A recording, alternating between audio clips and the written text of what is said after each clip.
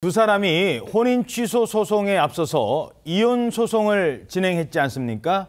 근데 부부가 이혼 소송을 하려면 서로 이제 변호사를 선임하잖아요. 근데 본인 변호사는 보통 누가 그 비용을 댑니까? 본인이 되는 게 맞잖아요. 근데 선우은숙 씨 변호인의 주장에 따르면 이 변호사비를 이런 사람이 상대방이 냈다는 겁니다. 들어보시죠. 유영재 씨는 항상 잘해주지 못해서 미안하다라는 얘기를 하면서 이혼소송 변호사비도 요청을 했고요. 그때는 이제 선우은숙 씨가 언니로부터 강제추행 피해 사실을 듣기 전입니다. 어차피 성격 차이로 헤어지긴 하지만 그래도 좋게 헤어지자. 빨리 이혼하고 싶은 마음으로 변호사비를 대주셨습니다. 인터넷비 무슨 뭐 와이파이비 이런 것까지도 해지할 때 해약 위약금 내야 되는데 뭐 10만 얼마 뭐 20만 얼마인지 잘 모르겠는데 그런 것도 그 선우은숙 씨한테 달라고 그러고 생활비 부담과 관련해서 선우은숙 씨가 훨씬 많이. 자, 선우은숙 씨가 이혼 소송 변호사비를 대신 내줬다, 남편 거를. 지금 이런 얘기가 되는 거예요? 네, 이 이혼 절차를 진행했던 때는요. 유영재 씨의 사실혼 관련 의혹도 없었고 또 그리고 친언니 강제추행 의혹도 나오기 전이었습니다. 그때는 이제 성격 차이로 이제 이혼 절차를 진행을 하려고 했었는데 유영재 씨가 경제적인 어려움을 언급하면서 이혼 소송에 필요한 변호사비를 내달라고 요청을 했다고 합니다. 당시에는 성격 차이로 이혼을 하려고 했던 거였고 선우은숙 씨는 이혼 절차를 빨리 마무리하고 또 좋게 끝내고 싶어서 유영재 씨의 변호사비를 대신 내줬다고 말을 했고요. 이뿐만 아니라 뭐 생활하면서 인터넷 등 해지 위약금 등도 요구를 했고 평소 생활할 때도 선우은숙 씨가 생활비를 상당 부분 지불해 왔다는 게 변호인의 설명입니다. 예. 자, 뭐 요거는 소송과 관련된 내용입니다만 이제 많은 사람들이 놀랐고 충격을 받았다는 거는 그 언니와 관련된 내용입니다. 아니 언니한테 어떻게 그런 행동을. 선우은숙 씨가 나중에 그 녹취 듣고 혼절을 했다 하잖아요. 아니 어떻게 우리 언니한테 그런 짓을 할 수 있어? 라는 부분이었거든요.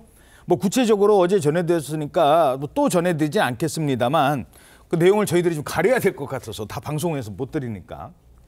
거기에 대한 유영재 씨의 입장도 나왔다고요? 그렇습니다. 이제 어제 전해드린 내용 그 부분에 대해서 유영재 씨가 이걸 은숙 씨가 알면 안 된다. 은숙 씨한테 말하지 마라. 여기까지 이제 말씀을 드렸는데. 잠깐만요. 오늘 보신 분들도 있어서 뭐 무슨 뭐 본인이 뭐 옷도 다 갖춰 입지 않고 뭐 침대에 가서 누워 있었다 이런 얘기가 있었잖아요. 그러니까 이제 처형이죠. 이 선우은숙 씨 언니가 이제 잠자리에 들려고 하는데 다짜고짜 와서 밀치고 한번 안아줄게 뭐 이렇게 했다든가 아니면은 자려고 하다가 눈을 떠봤더니 옷을 갖춰 입지 않은 채로라고 이제 표현드릴 수밖에 없습니다. 선정적 표현을 피하기 위해서 옷을 갖춰 입지 않은 채로 침대 끝에 앉아서 성추행 발언을 했다 등을 비롯해서 이 외에도 더 입에 담기 어려운 변호사 표현으로는 방송에 부적절한 그런 이제 심각한 추행 내용들이 있다 어제 말씀드렸고 요거에 대해서 유영재 씨가 이걸 은숙 씨가 알면 안 된다 말하지 말라 이렇게 처형에게 요구했다고 말씀을 드렸는데 그 녹취 내용에 유영재 씨가 직접 본인 행위의 일부를 인정하는 그런 내용도 나온다고 합니다. 이제 뭐 어떻게 인정하냐면 그게 정확히는 어떤 행동, 그 여러 가지 성추행 중에 뭘 인정했는지까지는 알려지지 않고 있지만 그거는 내가 인정하는데 다만 그거는 친밀함의 표현이었다. 이렇게 주장하고 있는 것으로 알려졌습니다. 그건 가해자 생각이잖아요. 네, 그리고 처형에게 하는 어떤 친밀한 표현, 그러니까 저희가 뭐 지금 말한 것만 해도 이것이 처형에 대한 친밀함의 표현이냐 선을 넘어선다고 시청자분들도 생각하실 거라고 생각이 들고요. 그러나 유영재 씨 측의 입장은 이거는 친밀함의 표현이고 이것은 내가 행위의 일부는 인정하지만 절대 강제추행이 아니다. 이것이 지금 유영재 씨의 입장이라는 건데 당연히 저는 이 선우은숙 씨가 그 성추행의 내용을 듣고도 놀랬겠지만 은숙이가 알면 안 된다. 또 이런 내용. 또 그런 것에 대해서 친밀함이다 말하는 이런 것들도 충격이 더할 수밖에 없는 상황이지 않았을까 짐작해 봅니다. 잠깐만요. 선우은숙 씨 친언니가 뭐 죄송합니다만 그 연예인의 또 언니다 보니까 70대로 알고 있는데 맞습니까?